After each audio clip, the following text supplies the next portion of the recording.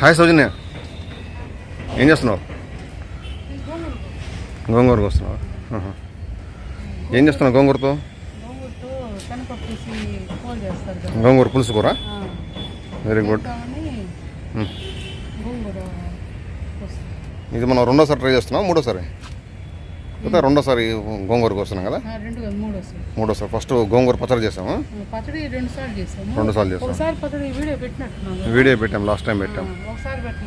Last time ఇక్కడ కోసినట్టున్నాం మనం, ఈ మొదట్లో కోసినట్టున్నాం, ఇక్కడ కోసాము. ఇది వచ్చి తోటకూర కదా? తోటకూర 2-3 సార్లు చేసాము. ఓకే ఓకే, మనం శ్రీశైలం వెళ్ళినప్పుడు ఈ కరివేల వారసత్వంలో చేశారు, తోటకూర పులుసు కూర చేశారు. ఓకే, క్లైమేట్ చాలా బాగుంది. సో గోంగూర పులుసు కూర ప్లాన్ చేస్తున్నావు. ఇవన్నీ మిర్చి కొంచెం పండుతున్నాయి. ఓకే, చుక్క కూర కదా అది? చుక్క కూర. ఇక్కడ కూడా ఉంటున్నాయిగా మళ్ళీ మిర్చి. ఓకే, ఇక్కడ ఏం పెట్టింది? ఇక్కడ ఏదో కూడా చేసినట్టున్నావా? బీరకాయలా వస్తున్నాయిగా? ఓకే, సూపర్, చాలా బాగుంది, ఎక్సలెంట్ కదా, సూపర్. అల్లుకుంటున్నది. ఇది పెట్టేసి పందిరి నేను ప్లాన్ చేస్తాలేదు, నేను చెప్తాలే. సో బీరకాయలు కూడా నిదానం ఇప్పుడే వస్తున్నాయి కదా, సూపర్, చాలా బాగున్నాయి. సో ఈ విధంగా మిద్దె తోట పెంచే వాళ్ళకి ఈ విధంగా ఆకుకూరలు కానీ ఇటువంటివి కానీ ప్లాన్ చేసుకుంటే బాగా ఉపయోగం అండి. ఇంట్లో హైజీనిక్గా మనం చేసుకోవచ్చు. ఆకుకూరలు ఖచ్చితంగా తోటకూర, గోంగూర, తర్వాత చుక్క కూర, వంకాయలు కూడా వస్తున్నాయా? Okay okay okay. సో నీ ఇదికి ప్రతిఫలం సంతోషం. సౌజన్యకి గార్డెనింగ్ అంటే చాలా ఇష్టం అండి. ఉన్న ప్లేస్లోనే పెంచాలని చూస్తుంది బాగా. ఓకే, ఇదేమిది మనం అనుకున్నాం కదా రోజు? శంకుపూలు 2 రకాలు ఉంటాయి. ఇదేమో వైట్, వంకాయ కలర్ వస్తుంది. ఇది శివుడికి ప్రతిపాదన, శివుడికి ఇదిగా. సో గోంగూర సరే గోంగూర చేసేయితే ఓకే, నేను మళ్ళీ వస్తాను. నానబెట్టానండి పప్పు, వీటిని వేసుకోవాలి.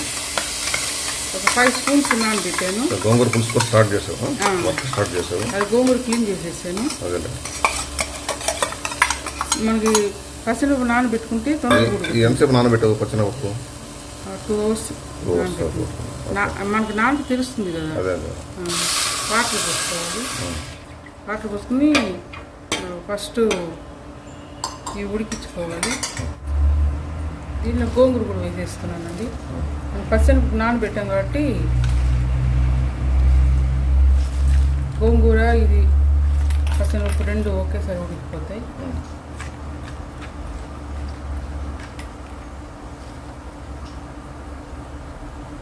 బాగా మగ్గాలి. పసుపు వేసుకోవాలి.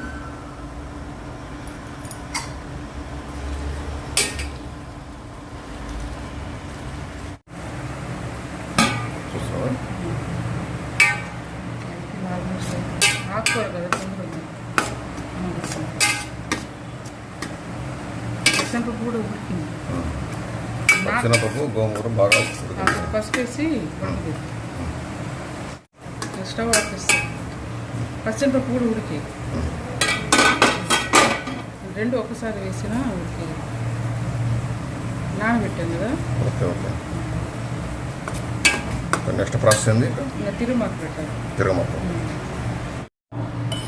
ఆయిల్ వేసుకోవాలి.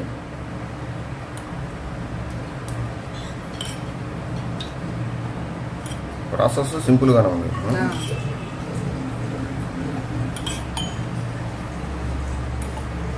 కానీ హెల్త్కి మంచిది కదా.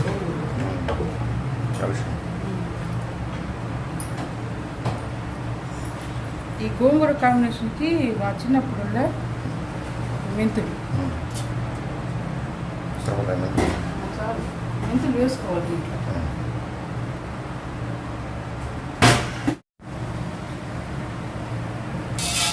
నాకు మెంతులు వేసావు, ఇప్పుడు మినపప్పు, మినపప్పు, ఇది ఆవాలు,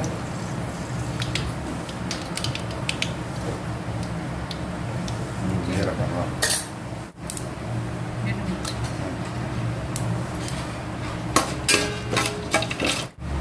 ఉల్లిపాయలు,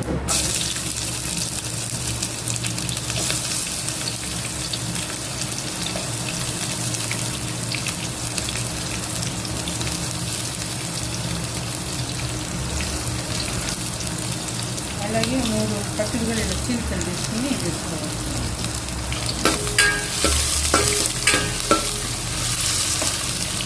మగ్గిన తర్వాత ముందు సాల్ట్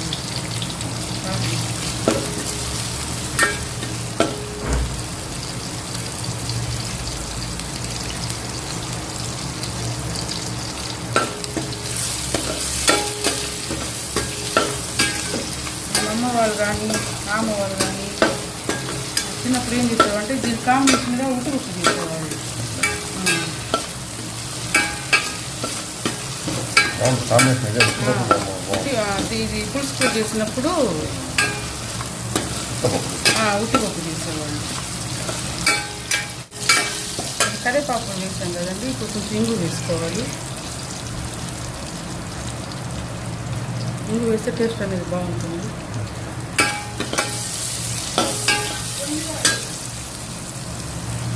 తర్వాత మనం ఉడికించి పెట్టుకున్నాం కదా గోంగూర పచ్చడి ఈ మిశ్రమం వేసుకోవాలి పైన.